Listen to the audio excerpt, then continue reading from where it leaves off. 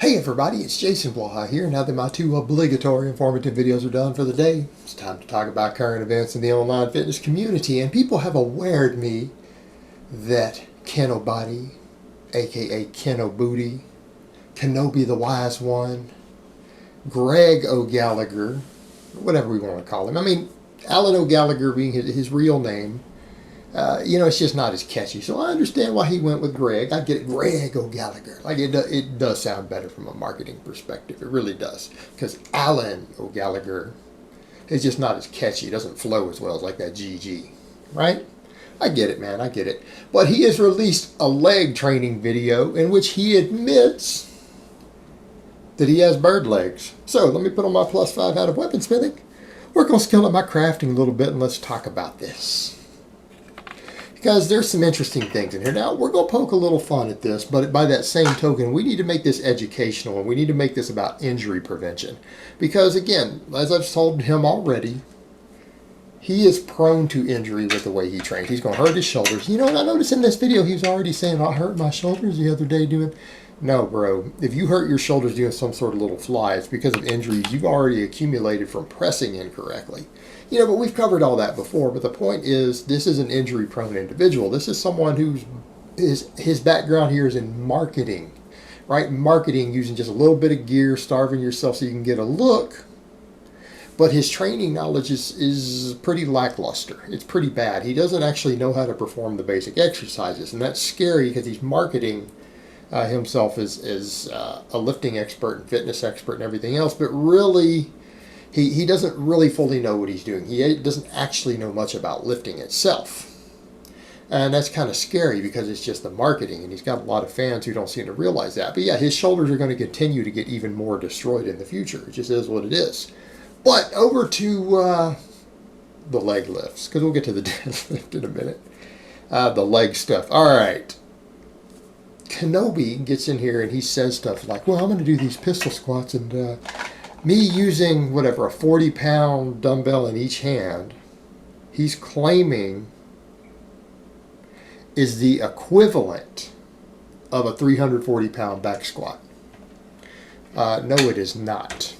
All right, you can do whatever fancy math that you want. You can do whatever fancy math that you want to claim this.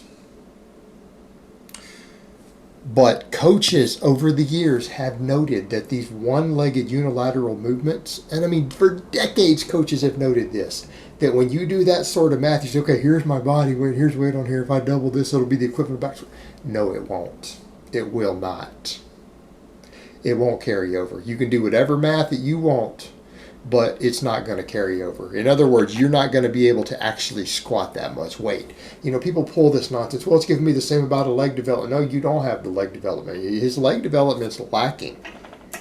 And he can say whatever he wants about, well, I do this for a superhero. Really? Because if you look at any comic book, look at any comic book. I don't care whether it's Superman, Batman, Wolverine, Aquaman, right?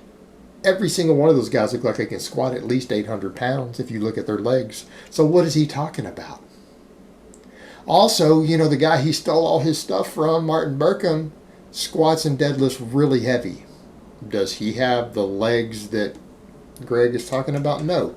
The look you're talking about with power lifter to develop a certain look is because, number one, a lot of power lifters are just born with a wide hip structure, right? First of all, if you have a wide hip structure, you're probably going to have more potential for squatting, right? So therefore, it's kind of like saying basketball players tend to be taller, right? Because that's one of the traits, one structural trait. It's obviously not all there is to basketball.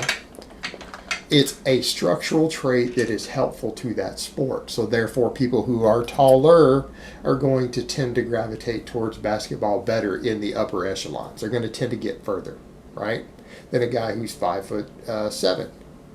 There are exceptions, but it's the same thing with the powerlifting. People who start competing in powerlifters, a lot of the best powerlifters do have a slightly wider hip structure. Why? Because it makes it easier for you to develop a stronger squat. There are exceptions, but the exception is not the norm. So that's one reason people think of that. Number two, a lot of us powerlifters, we bulk more. We get fatter. Truth be told, me and a lot of these other powerlifters you think of as being fat guys are having the really wide hips or wider upper thighs. If we were to diet down leaner, we wouldn't have that anymore. That's just body fat, guys. That's diet. That's not training causing. Believe me, guys, you don't gain fat from lifting heavy, right? Hopefully that's clear to everybody out there. Lifting doesn't make you gain fat. Overeating makes you gain fat. Lifting weights can usually do the opposite. Someone who's not already fat who starts lifting really heavy tends to lose fat. Not a complex topic here. It shouldn't be that difficult for people to understand. But he freaks out about that. And really what it comes down to is just his way of being lazy because he doesn't really want to do heavy full body movements. He really doesn't. And he knows that it's harder for him to market to his lazy audience. I mean, basically, it's a lazier audience. So if you just train real as hard as possible with really short workouts for your upper body, and kind of skip on the lower body for the most part, and skip breakfast, you can get this look. I mean, essentially what it is with what he markets is doing less. And I mean, it's clever. It's clever. I get it. And Martin Birkin pulled it off a bit better. I think Martin pulled it off better because what he does actually does work a bit better. But that's the whole idea. What he's marketing is, well, you know, basically eat less and train less. Yeah. I mean, people can dig that, you know, do less. It's marketable. But ultimately, it's not because what he's doing is effective for legs or lower body or even ideal for athleticism. Because realistically speaking, getting a stronger squat will make you a better athlete. Majority of the time, up to a certain threshold at least. So this whole idea that, oh yeah, he wants more explosiveness and power in his legs will get stronger on your squat, and quit claiming that this carries over and gives you a 340 squat when you know that it doesn't. In other words, you did 2 sets of 2 or whatever with that. Okay, throw 340 on the bar and do 2 sets of 2 ass to grass without a belt then. You're claiming it's the equivalent. It's not. It's not. Then he jumps over and does some front squats with 185, you know, around 5 reps. Again, it comes back to a point. We have a guy who's been training a decade. We have a guy who claims to have over 170 pounds of fat-free mass on a DEXA scan. Are you telling me that this is a respectable weight for him? Are we serious? That's what he's lifting? And I mean, I understand he supposedly can lift a bit more than that on front squats. I know he's done heavier with other weights. But are we really getting a training stimulus from this? Come on.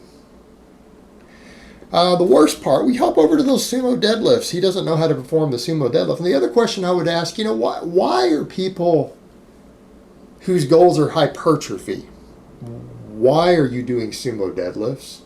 Can anyone out there answer that for me? I understand sumo deadlifts work the legs a little better than a conventional deadlift. I get that. But they work the back a lot less. They work the hips and the upper thighs a little more than the conventional deadlift does, right?